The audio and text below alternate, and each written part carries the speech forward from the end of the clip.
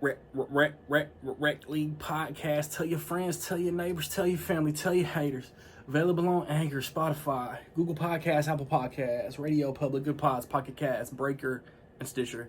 At Rec League Podcast on Facebook, YouTube, Instagram, TikTok. At Rec League Pod on Twitter.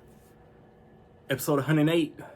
Available now. Yo, whether you watching this from Facebook, Twitter, click the link in my Instagram, or YouTube itself. What up, world? So I just watched the Super Mario Brothers movie. The second attempt at turning Super Mario Brothers from a video game into a movie. This one stars the voices of Chris Pratt, Anya Taylor-Joy, Charlie Day, Jack Black, Keegan-Michael Key, Seth Rogen, Sebastian Maniscalco, Fred Armisen, and it is directed by Aaron Horvath and Michael Jelenic. I hope I said his name right. Aaron Horvath, I know, like, co-directed the Teen Titans Go to the Movies movie a few years ago. You got Mario, Luigi. They're trying to build up their plumbing business, and certain events come into play that lead them into a green tube, like the only green tube in the location they're in.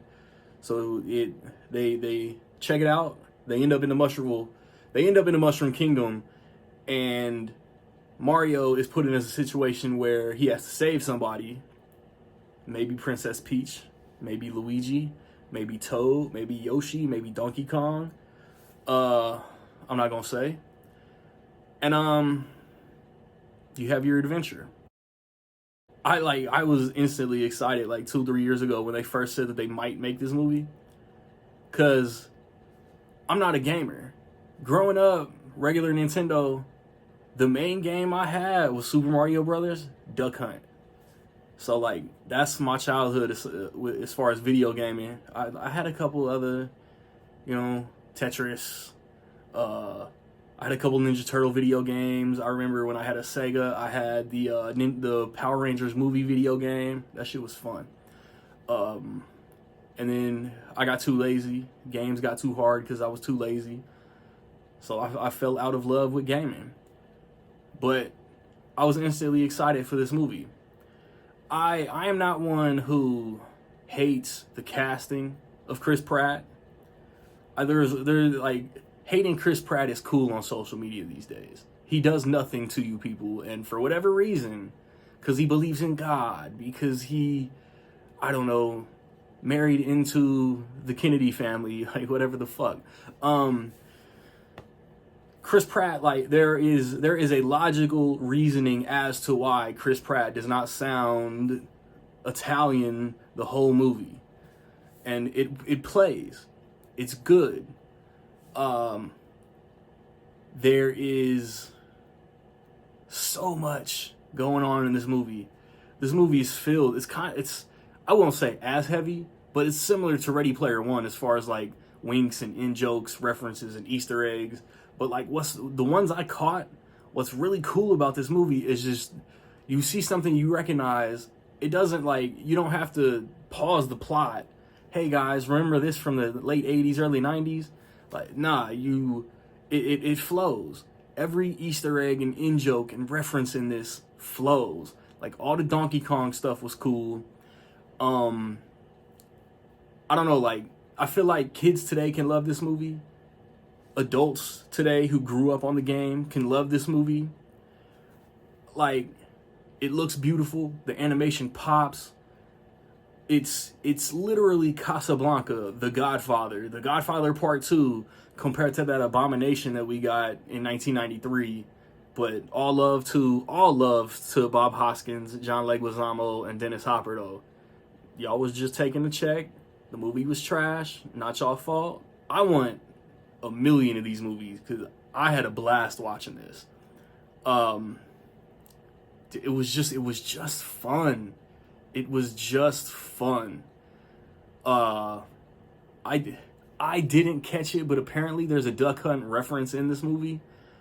And like all the other ones I caught though, man. Like I feel like that's the thing. Like, if I'm going to complain about this movie, I feel like the cast was good, but if Illumination or Universal was really out there looking, there may have been like a better actor for literally every character. Because it's like Bowser is a beast, he is intimidating, but he's Jack Black. Mario is Chris Pratt. Luigi is Charlie Day. Princess Peach is Anya Taylor-Joy.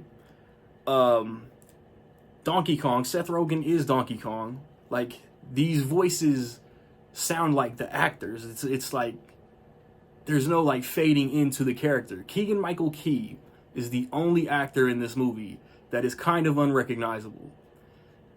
It kind of sounds a little too similar to Charlie Day, if I'm being real. Like I want to gush. I want to like show like so much more love to this movie, but I don't want to spoil.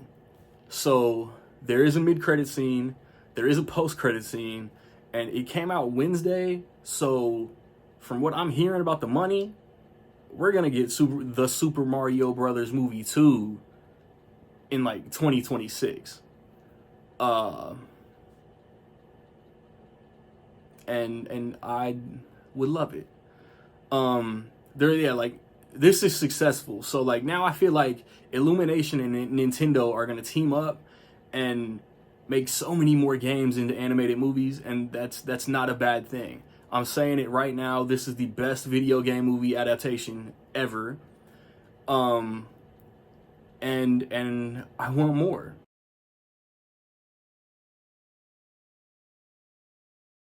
So with all that being said, man, I will say that in my opinion, the Super Mario Brothers movie is almost dope as fuck. Have you seen the Super Mario Brothers movie, man? What you think about it? Positive, negative, somewhere in between? Let me know. I recently put up a review for Air.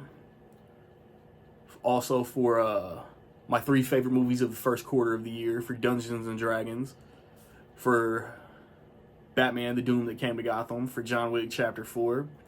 Next weekend, I want to watch and review Renfield. The weekend after that, it's either going to be The Covenant with Jake Gyllenhaal or nothing. Reckley Podcast, we talked about the second quarter preview. A lot of movies that we hope are good, what we're excited for. You know how it goes. So like, subscribe, comment. Find me where you find me, man. Don't know where to find me. Watch these credits. Peace.